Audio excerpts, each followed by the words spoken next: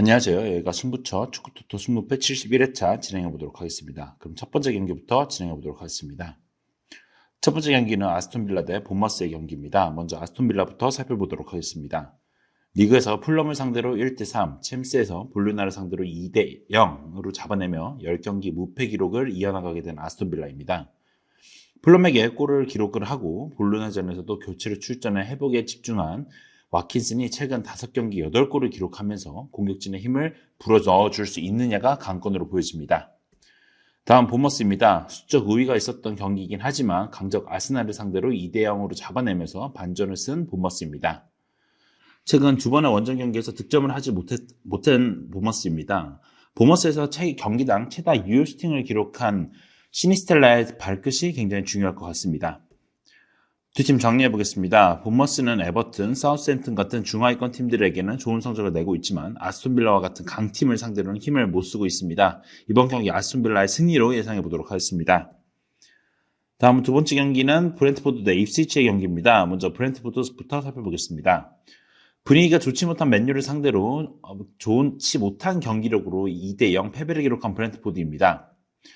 이번 시즌 홈 경기 무패 행진 중이고 최근 5경기 11골을 득점하면서 좋은 성적을 유지하고 있습니다. 다만 문제는 7경기 동안 클린시트가 없다는 점인데요. 수비가 관건으로 보여집니다. 다음은 입스위치입니다. 에버튼에게 2대0으로 패배하며 16위로 올라가는 데 실패한 입스위치입니다. 최근 5경기 4골을 기록했음에도 리그 9경기 동안 단 1승도 챙기지 못했습니다. 두 팀 정리해보겠습니다. 홈에서 강한 브렌트포드, 원정에서 약한 입스위치인데요. 브렌트포드에게 승점 3점을 딸 수 있는 조로의 기회로 보여집니다. 입스위치의 전력이 약하다는 점에서도 이번 경기 브렌트포드의 승리로 예상해보도록 하겠습니다. 3번 경기입니다. 라요 대 알바레스의 경기인데요. 먼저 라요부터 살펴보겠습니다. 지난 라운드 마요르카에게 1대0 패배를 기록했던 라요입니다.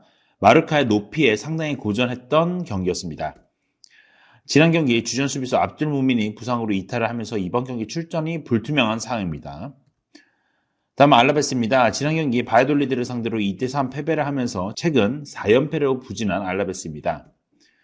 공격수 가르시아가 퇴장 징계, 주전 수비수 알카브가 경고 누적으로 징계를 결정을 합니다. 미드필더 블랑코는 부상으로 출전이 불투명한 상황입니다. 두 팀 정리해보겠습니다. 두 팀 모두 결정자가 있지만 알라베스의 이탈자가 더 많다는 점에서 이번 경기 라유의 승리로 예상해보도록 하겠습니다. 네 번째 경기입니다. 에버튼 대 풀럼의 경기인데요. 먼저 에버튼부터 살펴보겠습니다.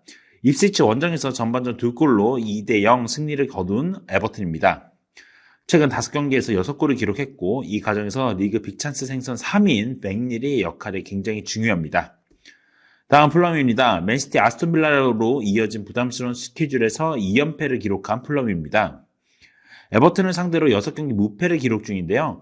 주전 수비수 안데르센이 빠진 것은 변수이지만 최근 5경기 8골을 기록하면서 꾸준한 공격력을 보여주고 있는 풀럼입니다. 두 팀 정리해보겠습니다. 분위기를 전환한 에버튼과 전환을 해야 되는 두 팀의 맞대결입니다. 에버튼이 조금씩 올라오고 있지만 풀럼이 시즌 초반 좋은 모습을 이어나갔다는 점에서 풀럼의 패배는 예상되지는 않습니다.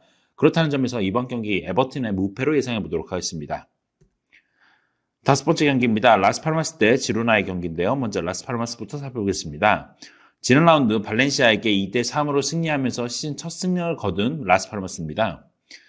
감독 교체 이후 첫 경기에서 승리를 하면서 분위기를 탔고 한동안 쭉 좋은 기세를 이어나갈 것으로 보여집니다.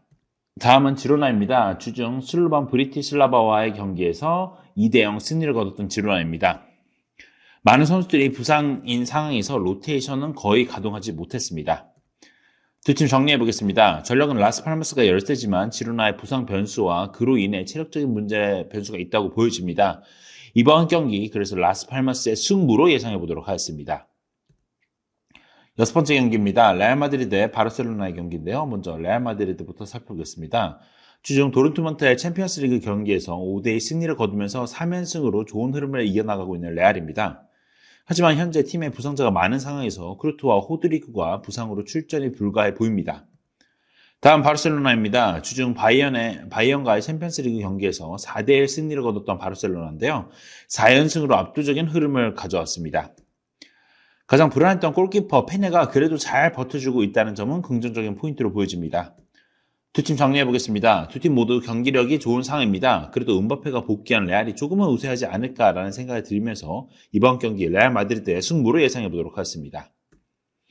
7번째 경기입니다. 레가네스 대 셀타비고의 경기인데요. 먼저 레가네스부터 살펴보겠습니다.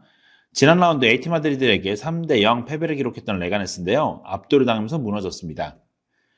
전력이 떨어져 버티기 급급했던 팀 중 하나인데요. 상대 전력이 강하면 체급 차이를 이겨내지 못하는 팀 중 하나입니다. 다음은 셀타비고입니다. 지난 라운드 레알 마드리드에게 1대2로 패했던 셀타입니다. 그래도 찬스를 많이 만들어내면서 경기력은 나쁘지 않았습니다. 징계로 결정했던 아스파스가 복귀합니다. 전력이 꽤나 강해질 것으로 보여지고요. 셀타비고의 가장 핵심 선수 중 하나입니다.